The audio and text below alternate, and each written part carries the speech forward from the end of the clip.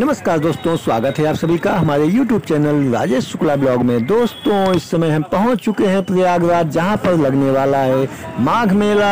तो माघ मेला में क्या विशेषताएं हैं, ये सब हम आज आपको बताने वाले हैं। दोस्तों, इसकी विशेषताएं क्या हैं और क्यों स्नान करते हैं लोग, इसका महत्व क्या है और इसकी तिथियां कब कब हैं, ये सब हम आज आपको बताने वाले हैं।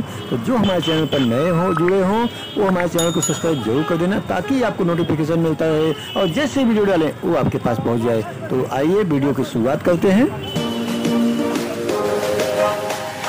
दोस्तों, इस बार माघ मेला जो लग रहा है वो जनवरी में पहले ही चरण में लग रहा है, क्योंकि 6 जनवरी को पौष पूर्णिमा है। वैदिक ज्योतिष और हिंदू मान्यताओं के अनुसार पौष मास सूर्य भगवान का कहा जाता है। इस मास में स्नान करने से सारी मनोकामनाएं पूर्ण होती हैं। स्नान करने से इसका महत्व और बढ़ जाता है। तो चलिए दोस्तों, अब चलते हैं दूसरे स्नान के ऊपर। दूसरा स्नान जो है वो 14 जनवरी और 15 जनवरी के बीच में पड़ रहा है। दोस्तों, जब सूर्य मकर राशि में प्रवेश करते हैं तब मकर संक्रांति होता है। दोस्तों, पद्म पुराण के अनुसार जब सूर्य दक्षिणार्थ से उत्तरायण में आते हैं उसी दिन मकर संक्रांति होता है। कहते हैं कि नदी के किनारे, अगर आप किसी नदी के किनारे दान पुण्य करते हैं तो उस दिन उसका बहुत बड़ा महत्व होता है। दोस्तों, यदि ये गंगा जी के किनारे हो तो और भी बड़ा महत्व हो जाता है। और इसी दिन लोग गंगा सागर भी जाते हैं और वहाँ भी स्नान करते हैं।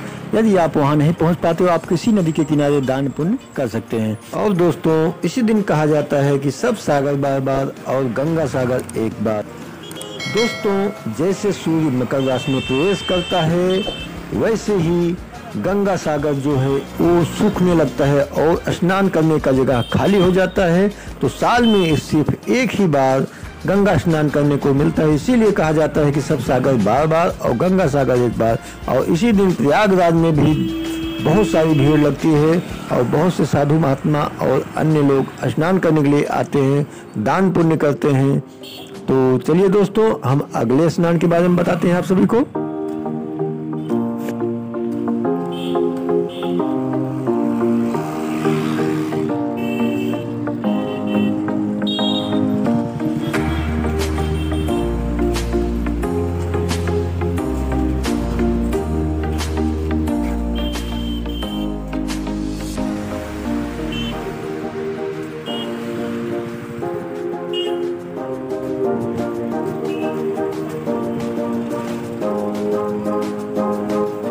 दोस्तों, इस बार जो तीसरा स्नान है मौनी अमावस्या, जो कि बम्पर भीड़ होती है। यहाँ पर कई लाख लोग स्नान करने के लिए आते हैं।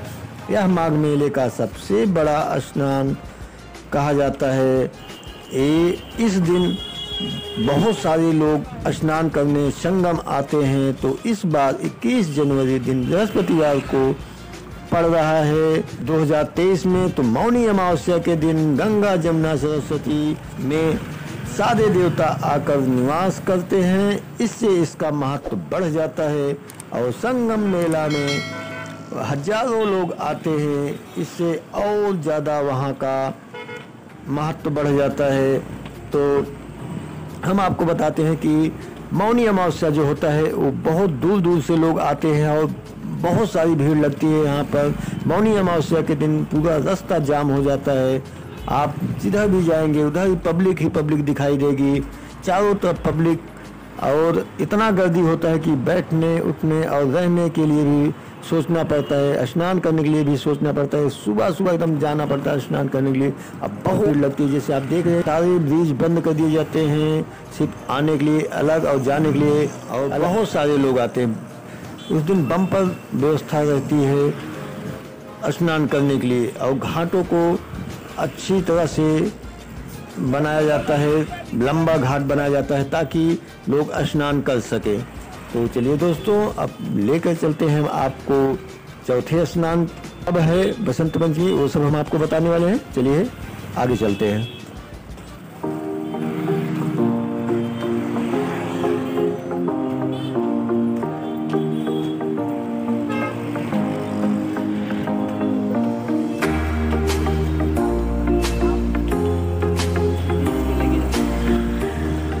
दोस्तों, माघ मेले का चौथा स्नान जो है बसंत पंचमी, इस बार 26 जनवरी दिन गुरुवार को पड़ रहा है।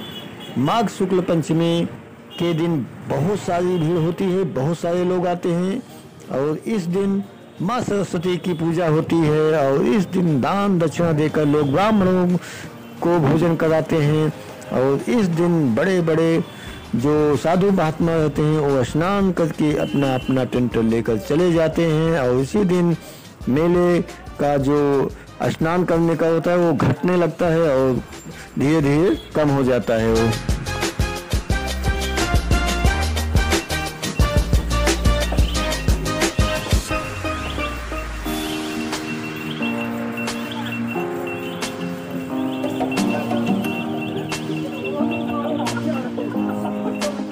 तो चलिए दोस्तों, आपको बताता हूँ 5वां शाही स्नान जो माघ पूर्णिमा है। दोस्तों, इस बार माघ पूर्णिमा जो है 5 जनवरी दिन रविवार को पड़ रहा है। इस दिन सारे देवता अपना रूप बदलकर प्रयागराज में आते हैं और स्नान करते हैं। इस दिन स्नान करने से रोग दूर होते हैं और मनोकामनाएं सब पूर्ण होती हैं। तो इस दिन स्नान करने से बड़ा महत्व है।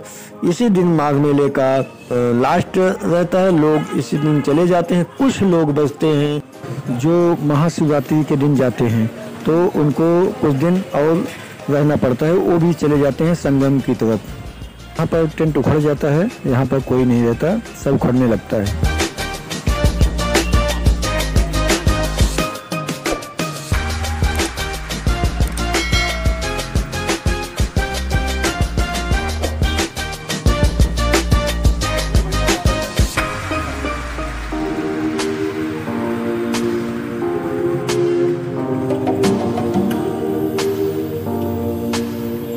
लास्ट जो शाही स्नान है वो है महाशिवरात्रि जो 16 फरवरी दिन शनिवार को पड़ रहा है। इस दिन स्नान करने से सभी पापों से मुक्ति मिलती है और मोक्ष की प्राप्ति होती है। और कहा जाता है महाशिवरात्रि के दिन स्नान करने से, कुंभ मेले में स्नान करने से पित्त शांत होते हैं और पितरों का आशीर्वाद लगता है, इसलिए ये महत्व और बढ़ जाता है महाशिवरात्रि के दिन। दोस्तों, प्रयागराज मशहूर है गंगा जमुना सरस्वती के नाम से, जो कि यहाँ पर हर वर्ष माघ मेला लगता है और हर 12 वर्ष पर कुंभ मेला और 6 साल पर अर्ध कुंभ का मेला लगता है, जिसके कारण यहाँ पर बहुत सारे लोग विदेशी और देश से आते हैं। तो दोस्तों, आप सभी को हमारा वीडियो कैसा लगा आप हमें कमेंट करें, वीडियो को लाइक करें, शेयर करें और जो भाई बहन हमारे चैनल पर नए जुड़े हों वो हमारे चैनल सब्सक्राइब जरूर कर देना, ताकि आपको नोटिफिकेशन मिलता है और जैसे वीडियो डाले वो आपके पास पहुंच जाए। तो चलिए दोस्तों, मिलते हैं अगले वीडियो में कहीं और।